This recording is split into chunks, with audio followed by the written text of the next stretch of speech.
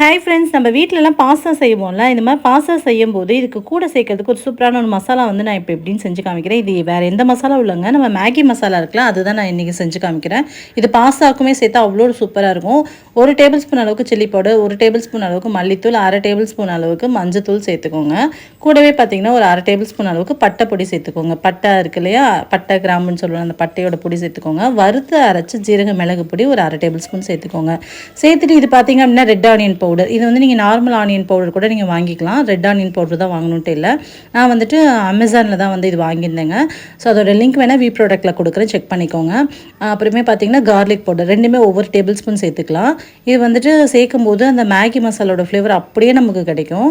So சூப்பராக இருக்கும், கண்டிப்பாக ட்ரை பண்ணி பாருங்கள்.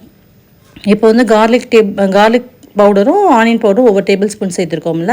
உப்பு தேவைக்கேற்ப சேர்த்துக்கோங்க. 1 டேபிள் ஸ்பூன் சேர்த்திங்க அப்படின்னா இதுக்குமே கரெக்டாக இருக்கும்.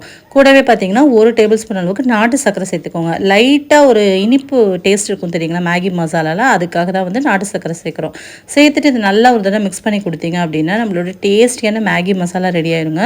மேகி மசாலா பேக்கெட்டில் நம்ம வாங்கும்போது நிறைய பேருக்கு தெரியும் அது வந்து அந்த அளவுக்கு வந்து நமக்கு ஹெல்த்தி கிடையாது, அதில் வந்து அஜினோமோட்டோ அதெல்லாம் சேர்ப்பாங்கன்ட்டு. பட் நம்ம வீட்டிலே இது மாதிரி ஹெல்த்தியாக செஞ்சு வச்சிட்டோம் அப்படின்னா டேஸ்டியாக இருக்கும், ஹெல்த்தியாகவும் இருக்கும். ஸோ இதை வந்துட்டு நீங்கள் பாஸ்தாக்கும் இல்லை வேறு காய்கறிக்கு கூட நீங்கள் சேர்க்கலாம். இல்லை மேகியில் உள்ள மசாலாவை தூக்கி போட்டுட்டு கூட நீங்கள் இந்த வீட்டில் அரைச்ச ஹோம்மேட் மேகி மசாலா கூட நீங்கள் சேர்த்துக்கலாம். டேஸ்ட் ரொம்ப நல்லாயிருக்கும். நான் இன்றைக்கி வந்துட்டு பாஸ்தாக்கு தான் சேர்ப்பேன். வெறும் பாஸ்தாவில் இஞ்சி பூண்டு பேஸ்ட்டு, வெங்காயம் போட்டுட்டு கூட பார்த்திங்க அப்படின்னா பச்சை மிளகா சேர்த்துட்டு தக்காளியை நல்லா அரைச்சி போட்டுட்டு நல்லா வதங்கினதுக்கப்புறம் இந்த மசாலாவை சேர்த்துட்டு நம்ம வேக வச்சு எடுத்து வச்சுருக்க பாஸ்தாவை இது கூட சேர்த்து இறக்கிட்டோம் அப்படின்னா டேஸ்டியான பாஸ்தா ரெடி ஆகிடுங்க. கண்டிப்பாக ட்ரை பண்ணி பாருங்கள். இது எல்லா இதுக்குமே ரொம்ப நல்லாயிருக்கும். ட்ரை பண்ணிவிட்டு எப்படி இருந்துச்சுன்னு கமெண்ட்டில் ஷேர் பண்ணுங்கள். தேங்க்யூ, பாய்.